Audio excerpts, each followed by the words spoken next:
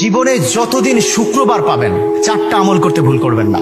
আজকে শুক্রবার না, আমি জানি না চারটা আমল করেছেন কিনা বা করছেন কিনা, আপনারা মিলিয়ে নেবেন। যদি চারটা আমল আজকে না করে থাকেন, আজকে থেকে জীবনে যতদিন শুক্রবার পাবেন চারটি আমল করতে ভুল করবেন না। পারবো তো ইনশাআল্লাহ? ইনশাআল্লাহ। এক, দুরূদ পড়া। আমার বিশ্বনবী দুরূদ সম্পর্কে কত অসাধারণ কথা বলেছেন। একজন সাহাবা এসে বললেন, ইলা রাসূলুল্লাহ সাল্লাল্লাহু আলাইহি ওয়াসাল্লাম, ও নবী, আমি যদি আপনার প্রতি দিনের এক তৃতীয়াংশ ধরে দুরূদ শরীফ পড়ি আমি কি নিয়ামত পাবো?